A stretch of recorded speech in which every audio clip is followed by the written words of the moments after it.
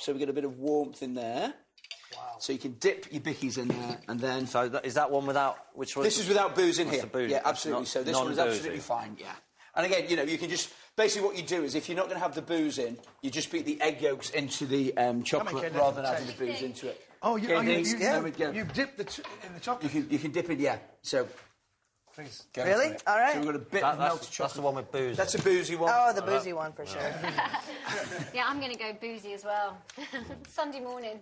Yes, in case you get a So you just get that nice omelette texture, so a soft smooth one with a crunch. Nice. That's good. Very good, yeah. Oh, hot as well. Oh, my God. Not a lot to go wrong there, is there? That's fantastic. I think this is... That's the one. OK, Simon will be cooking at Mediterranean with Katie and me, but now it's time to wing it with Chris Packham and his Animal's Guide to Britain. Good, mate. Oh, God. 6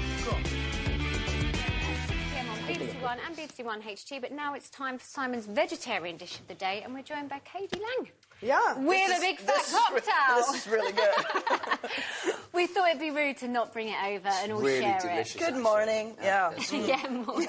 Okay, well, we're going to make a Mediterranean bean stew. So we've got yet more broad bean season, butter beans, tin of tomatoes, basil, veg stock, tomato puree, paprika, garlic, courgettes, a bit of celeriac, some red onions, some lemon, and then with it we're going to serve a potato griddle cake. So we've got mashed potato, flour and baking powder, and some fresh thyme. Okay. So, and do you cook lots? You're a veggie anyway, aren't you? Yeah. Yep. I've cooked since I was 5. Really? Yep. This will be easy for you then. So what we need is, we've got our mashed potato, we'll have a little bit of thyme goes into there, plenty of salt and pepper, and then we need to add enough flour into that so we make it needs to be moist but not sticky. Okay. Okay, I will let you do it by hand. It could be... this is your moment. My moment to shine, all right. No pressure, but if it doesn't actually work, then we are a little bit Do you enjoy doomed. just being at home and cooking and doing really normal things? I love cooking, yeah, and you know, I live in Los Angeles where there's fantastic markets, you know, the local markets, organic food. There's a little bit of baking powder in here. Okay. Just to make them slightly fluffy. Okay. Without the flour is fine, you make sort of potato cake mix, but the baking powder, when we start to cook them, they'll just puff up a little bit, which will just give them a little bit of a lighter texture. That's not looking... a little bit. Hands good. I'm looking forward to Manchester. Yeah. Coming to your restaurant. Good. Good. Oh, yeah, you have to go. You've not been yet, Lou? No. Husband's been? I know, he has been. OK, so that's what we're looking for. And basically, the key to this, I mean, the recipe on the website is accurate, but potatoes are always a little bit temperamental. So what you're looking for is when you put this mix on your hand, when you take it off, it doesn't really leave a massive imprint, OK? That means we've got the texture about right. And then all we need to do is just mould these into... You can do one too. OK. We'll do them together. And then just pat them flat. It smells so... lovely. We've had so many lovely smells and herbs and...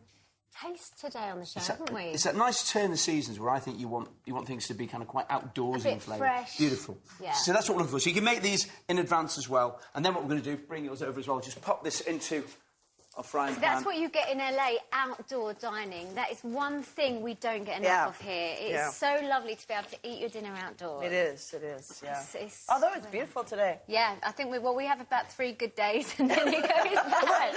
3 days we all go outside and wash our garden first. Yeah. Although now, we'll all sit outside in much colder weather now in Britain. You know, we're all kind of quite happy to do it. Yeah. And, you know, you'll sit in any location, you know, outside a bus stop, whatever. If there's outside dining, we've got used to it. We always have our first barbecue by Easter, and we always sort of get out there and think, it's quite chilly, should we maybe go indoors? Hey, well, don't complain. I'm from Canada, so...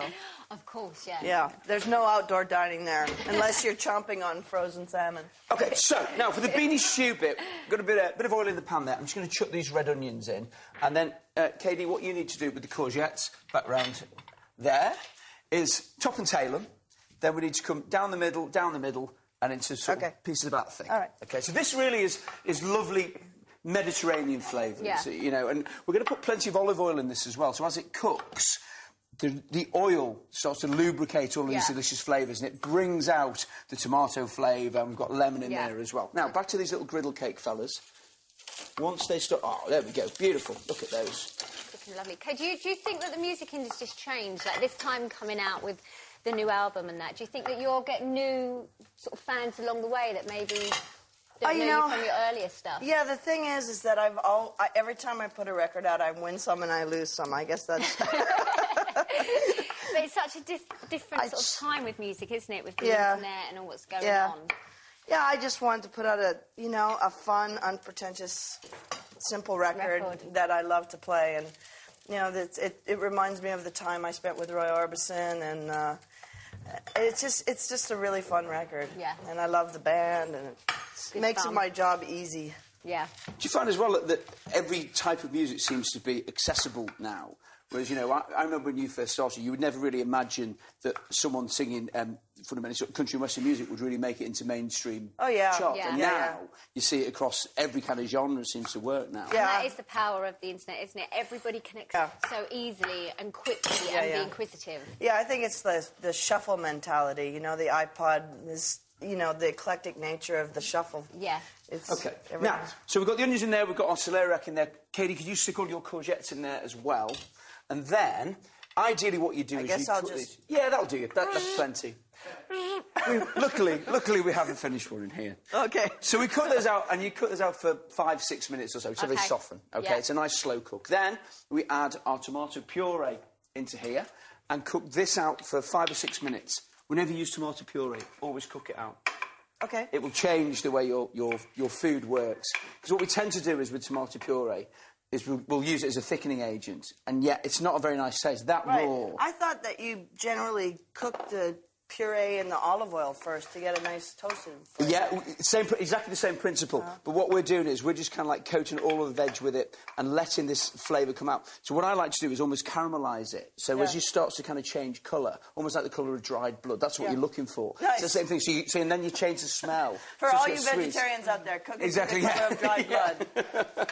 So we cook this out, and then we add our paprika goes into there like that, and then we add our tomatoes into there, just tin tomatoes, bring this up to the boil, then we add our stock into there. Now, let this cook away for about 20-25 minutes or so.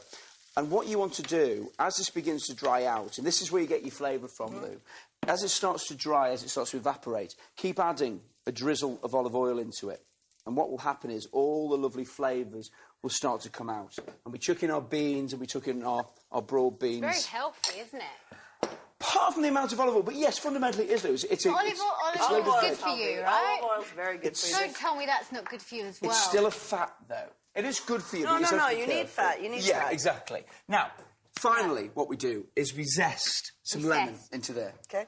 Over to you. Well, while you're zesting, can I quickly ask you a tweet from Karen Solanke? What popular female artist do you most admire? Oh. Is that a hard one? It's always hard to be put on the spot, isn't it? But I actually wanted to know the answer. Popular is the one that throws me off. OK, female artist then, not popular. Oh, well, there's so many. I mean, of course, like, right now, Adele's amazing singer. Amazing singer. Yeah. But she's I like, popular. there's a new singer, Jessica Lee Mayfield, that I'm really into right now from the States. She's new.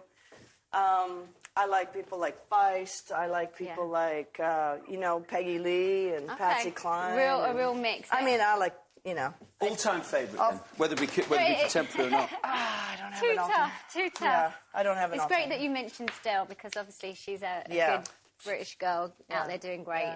She's amazing. OK, now we've raced through this, but you can see basically the principle of it is all of these veg and all the herbs go into the pan like that. It's a slow cook. Keep adding olive oil, and we end up with this beautiful smell. It's lovely. Smells lovely. Wow, there's a smoky. Is that the paprika? Smoked paprika, yeah. And then to serve it, we have a good big spoonful of all this delicious veg casserole. And then finally, we top it with one of our little potato cakes on the top.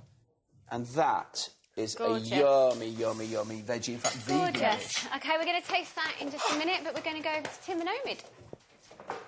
OK, we're nearly run out of time here. If you'd like to sit down, Katie, and give that a go. I'm sitting here. We've got some tweets coming. Omid, this one, have you ever got in trouble for your sense of humour? It's kind of... It's on the line, isn't it, sometimes? Yeah, I mean, it's a difficult one because I have to edit myself. I mean, even now people say, when you said, do Iranians do desserts? I felt like saying, just desserts, infidel scum.